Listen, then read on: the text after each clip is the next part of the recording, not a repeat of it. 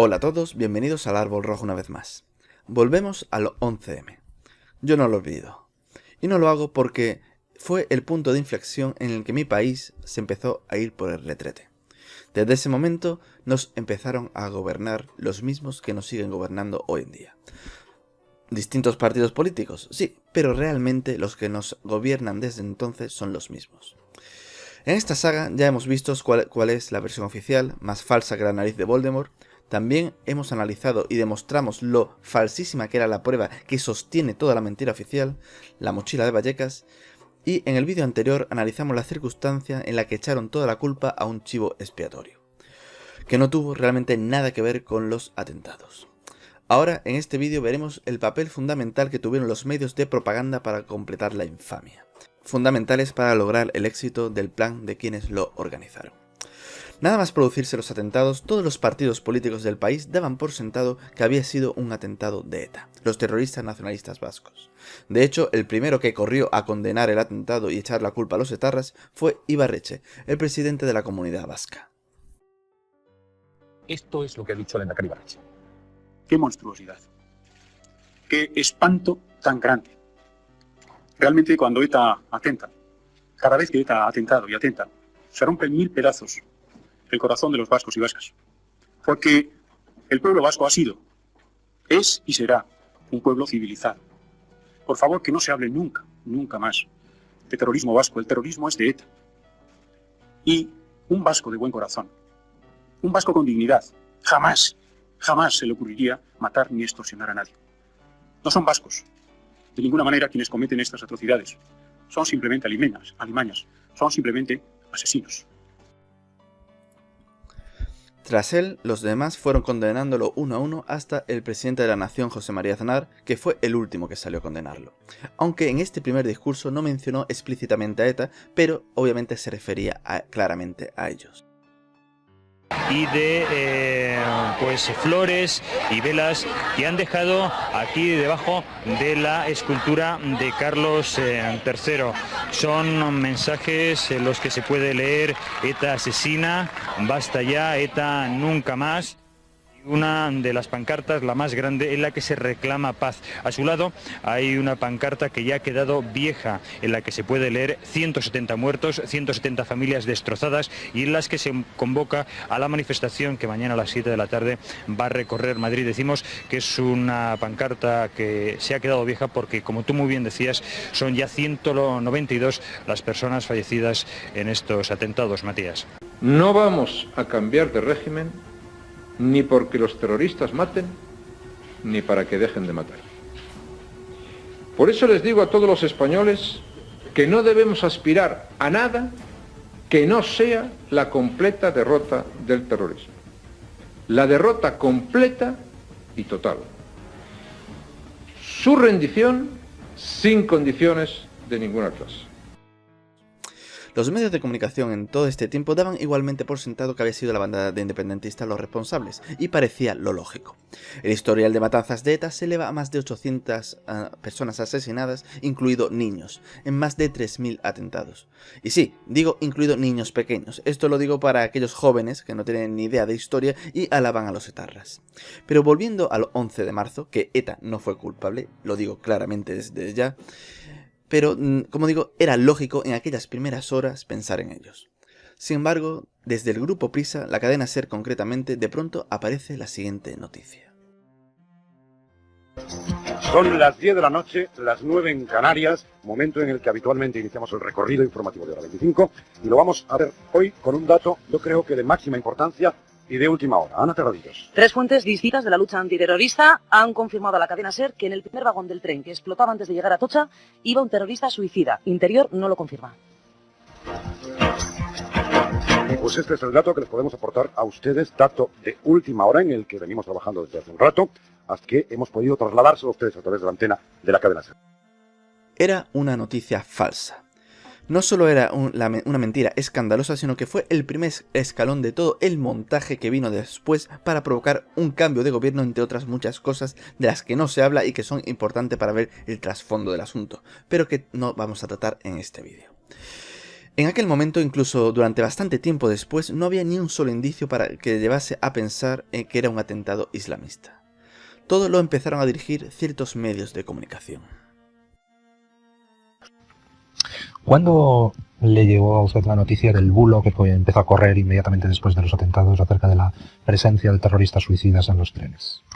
Yo tuve conocimiento de que corría esa mentira el día 15 de marzo de 2004 y lo dije en muchas ocasiones. Lo dije el 24 de marzo en una comparecencia pública, en una rueda de prensa. Lo he dicho en la comisión y lo digo ahora. No había ningún signo indiciario, ninguna huella, ninguna traza que nos hiciera pensar que entre nuestros muertos había terroristas suicidas. Yo le he ido dando los escalones hasta llegar a la certeza absoluta. Han pasado casi 4 años. El tiempo que no hacía falta me ha dado la razón.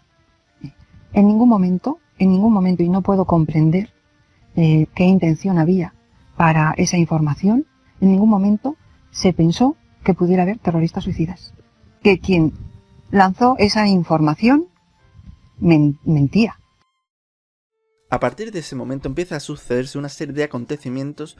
La policía empieza a investigar la trama de los teléfonos y las tarjetas móviles, horas antes que aparezca la mochila de Valleca. ¿Cómo es posible si aún no la habían encontrado? La única respuesta que era posible es que algún mando de la policía estaba en el ajo, pero no nos adelantemos. Durante los primeros meses hubo una guerra informativa entre dos bandos. Por un lado, los medios vinculados por aquel entonces al PSOE, con el grupo PIS a la cabeza, las principales cadenas de televisión y medios regionalistas, y por otra, los medios afines al PP, donde destacaban los medios públicos de las comunidades donde gobernaban y el diario El Mundo. Radio Televisión Española cambió lógicamente su postura de apoyar una versión a otra con el cambio del gobierno del PP al PSOE. Y por último se encontraba también Libertad Digital, que por aquel entonces era un medio minúsculo donde un colaborador apareció y se convirtió en el mejor investigador de este tema, Luis del Pino. Este fue el medio que mejor y más escrupuloso trabajo y objetivo hizo. Aquellos fueron los últimos años donde aún existía cierta independencia parcial en partidos y medios. Durante la década posterior se dio el proceso en el que desapareció por completo la independencia de los medios de comunicación. El avance del globalismo en el control de los partidos políticos y los medios alcanzaron en España el nivel suficiente para controlarlos por completo y provocar en realidad, aunque no abiertamente, un cambio de régimen en este país. Aunque de eso, como he dicho ya, hablaremos en otro vídeo. Según los medios de izquierdas por entonces y prácticamente todos una década después, la lamentable versión oficial puesta en la sentencia es incuestionable. Además, actúan dando a entender que todo está aclarado sin el menor atisbo de duda. Los responsables muertos o en prisión, ignorando que ni siquiera esa patética sentencia aclara nada de eso. Según la versión oficial, ni los que llevaron a cabo el atentado han pagado con sus crímenes, ni se sabe quiénes son, ni quiénes fueron los promotores. Solo hay un condenado por el atentado, Jamal Zugán. Hay en total 18, pero que no tienen nada que ver con lo que es el atentado en sí. Y, como digo, Jamal Zogán ya vimos cómo fue su condena en el anterior vídeo.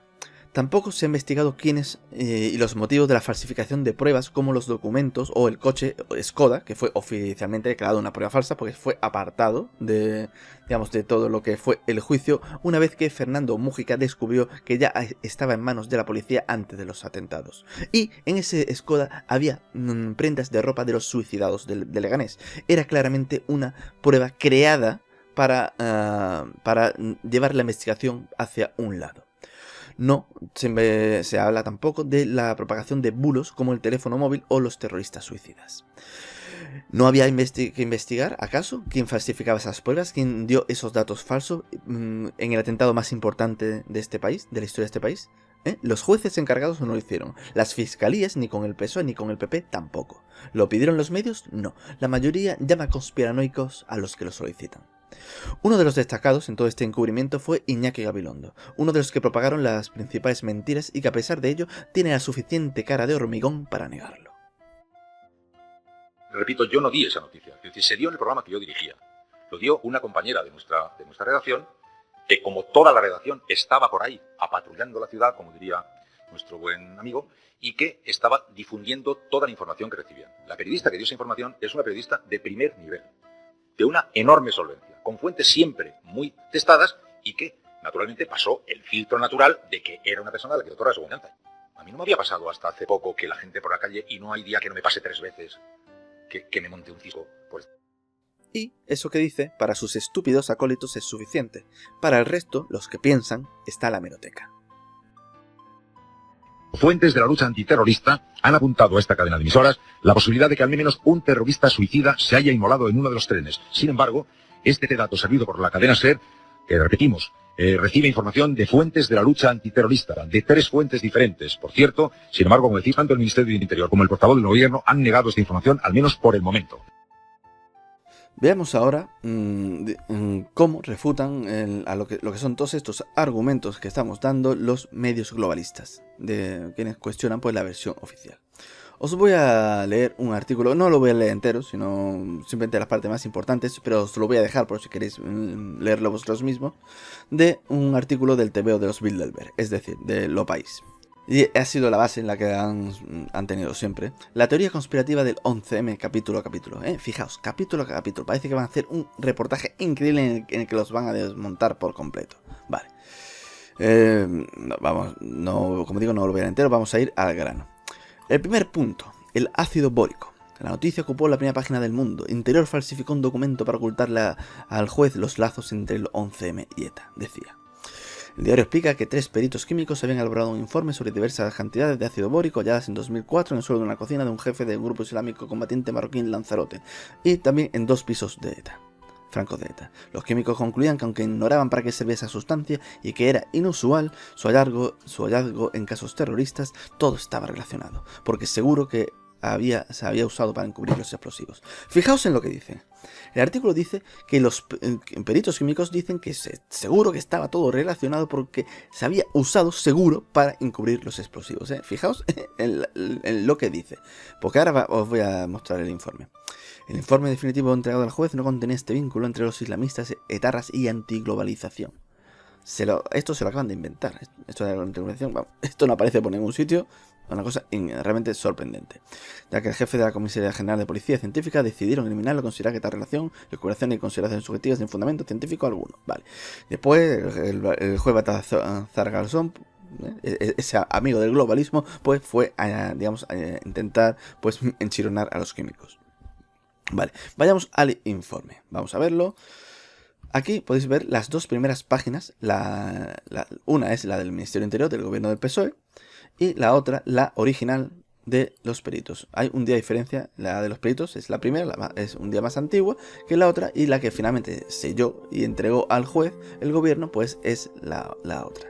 Pero como digo, el informe real era el que estaba firmado por los 3 peritos. Vale, como podéis ver, a ver, la primera página son más o menos iguales, pero vayamos a la segunda. La segunda encontramos algo realmente sorprendente.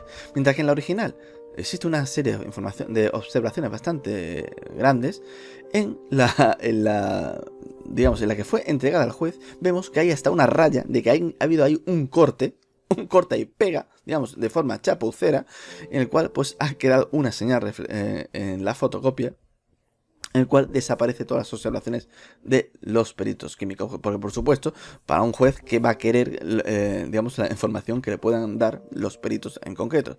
Y vamos a ver qué es lo que decía esas observaciones que fueron eliminadas. Vamos a lo que es importante. El ácido bórico en relación con hechos terroristas hasta el día de hoy solo hemos tenido conocimiento que haya sido intervenido en los hechos que motivan el presente informe y en los anteriores descritos. Es decir, hasta ese momento lo único que estaban haciendo es decir que solo en 3 casos se había visto que tenían que ver con el terrorismo en la presencia del ácido bórico. Están dando información al juez, simplemente no están llegando a ninguna conclusión. Ahora, dado que lo poco frecuente que esta sustancia que ha sido intervenida en hechos terroristas y que nosotros ignoramos su verdadera aplicación en relación con los hechos, existen varias posibilidades, tales como el conservante de los explosivos, enmascarar el explosivo para no ser detectado por perros especialistas, etc. Nos lleva a la posibilidad que el autor o autores de estos hechos estén relacionados entre sí o que hayan tenido un mismo tipo de formación. Vale, lo que están diciendo es que, dado que no saben para qué, porque no hacía falta, que es poco usual y no saben para qué se pudo usar, y no están asegurando nada, dicen que algunas opciones de las que podrían haberlo usado era como conservante o para mascarar el olor o etcétera, o para otras cuestiones. No están asegurando nada, simplemente dicen que no le ven sentido a esa sustancia y que tuvo que usarse por otro motivo. No está asegurando nada, como dice el país. El país vemos que está mintiendo de forma descarada. Pero no solo eso, la información que da de que los mismos autores estén relacionados entre sí es totalmente lógico que lo hagan. Está dando información de que si solo en todos los, digamos, las fuentes que tenemos, todo el conocimiento que tenemos de actos terroristas solo aparecen en 3, pues es posible, lleva la posibilidad, es la frase que usa, de que sean los mismos autores o estén relacionados. Es lógico, ¿por qué? Porque se está viendo que es un mismo modus operandi. Es algo muy lógico y que la policía utiliza. Cuando aparecen asesinatos y existen ciertas características comunes, la policía puede llevar a investigar de que están relacionados entre sí. Pues esto es lo que informan los peritos al juez, que el juez no tiene por qué saberlo. No están asegurando nada. Y el informe era perfecto. Por lo tanto, el informe estaba bien, no tenían que haber quitado nada de eso, y es totalmente cierto de que se ha manipulado. Se hizo una falsificación porque el que se entregó al juez no es el que hicieron los peritos, sino que lo modificaron a su antojo para quitar lo que ellos querían y mostraron uno que no era el original. Por lo tanto, la información era correcta. Y por lo tanto, lo que dice el periódico El País es una auténtica tontería, aparte de que están mintiendo.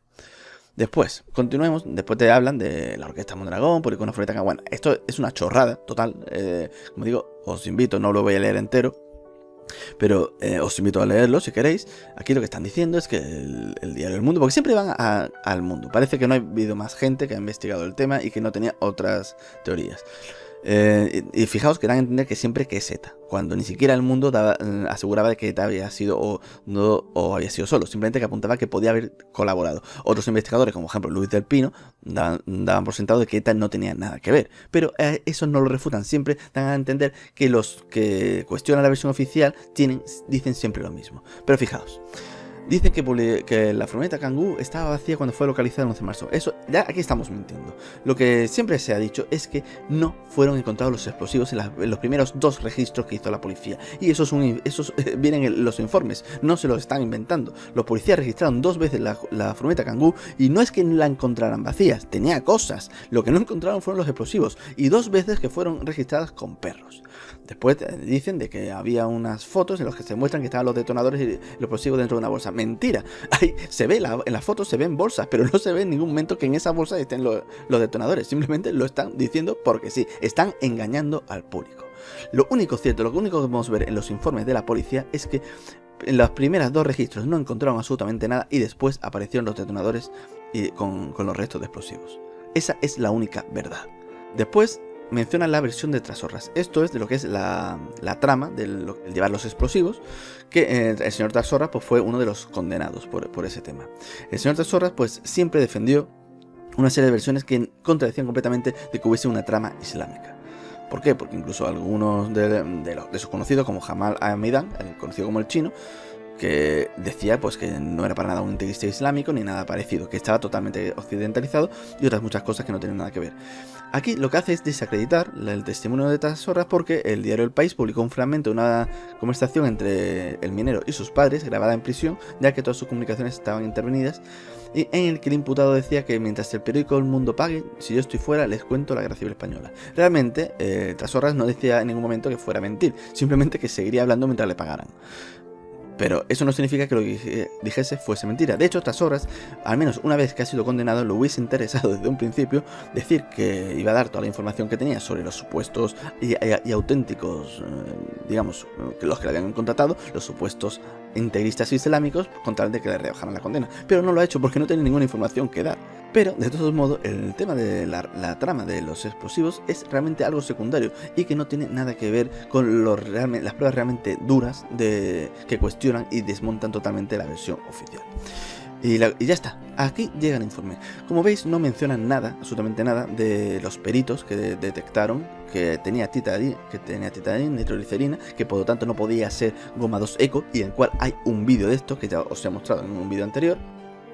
De eso no mencionan nada, no mencionan nada de la prueba del coche del Skoda, que fue una prueba falsificada, en el cual metieron ropas y seres de los suicidados de Leganés, que tampoco son mencionados. O sea, realmente este artículo no desmonta nada en absoluto. Es una auténtica basura que solo sirve para aquellos que, digamos, que leen a pies juntillas el país se crean que, y no tienen realmente información de lo que es lo que ocurrió el 11 de marzo, pues se crean que todo está claro y masticado.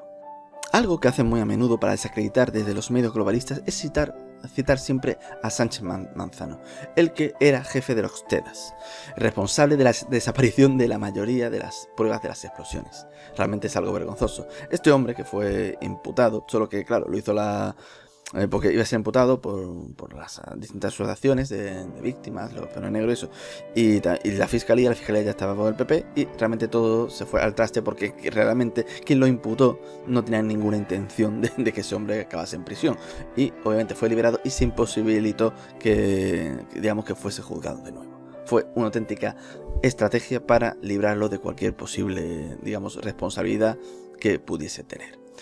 Pues bien, este hombre, que como digo, es responsable de buena parte de la desaparición de las pruebas, pues es el que usan siempre la palabra de este hombre para apoyar pues sus versiones.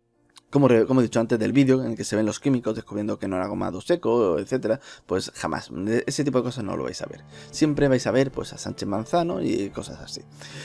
Y han pasado ya bastantes años y los medios por casi unanimidad han enterrado el asunto. Solo lo mencionan, pues, cada aniversario, pero no mencionan nada, simplemente ni pruebas ni nada, solo mienten, omiten y dan por cerrado el tema.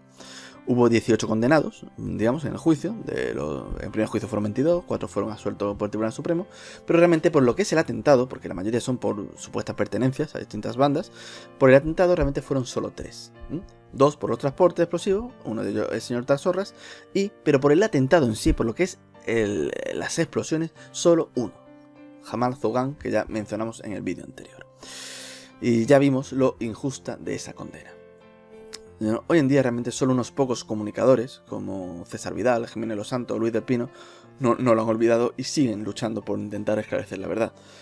Pero claro, son gente de derechas, ¿no? Entonces, como casi todos los medios hoy en día, pues son de izquierda, y los que son de derecha, pues han olvidado el tema por completo, pues apareció un francés de izquierdas, Cyril Martin, hace unos años, en el cual pues quiso hacer un documental del tema, y cuando se puso a investigar, pues se quedó de piedra viendo que todo era una completa farsa, que nada se sostenía y que la versión oficial era solo para retrasados mentales. Cuando los medios de izquierdas, que sabían que este hombre era de izquierdas y que había hecho un documental, pues se fueron a hacer una entrevista, pensaban pues que iba a decir lo mismo que ellos aseguran. ¿Qué ocurre? Que cuando descubrieron que este hombre decía que la versión oficial era una puñetera basura, pues lo que hicieron fue censurarlo. El documental de Cyril Martin lo podéis buscar en internet y os lo recomiendo. Es uno de los mejores trabajos que se ha hecho para entender el 11M. El resto, pues año tras año atacan a todos los que siguen investigando, a los que hacen preguntas, a los que no olvidan, y uno como yo, pues se pregunta, ¿por qué? Si su propia versión, la versión oficial, dice que no se detuvo ni se supo nada de los instigadores, ¿por qué atacar a quienes siguen queriendo saber quiénes son los culpables? ¿Por qué hacerlo? Obviamente, al hacerlo, están defendiendo a los culpables, a los autores. Y la pregunta inevitable es, ¿por qué los medios de comunicación defienden a los asesinos? ¿Por qué alguien haría eso? ¿Quizá defienden a sus amos? ¿Se os ocurre otra razón? Continuaremos en el próximo vídeo.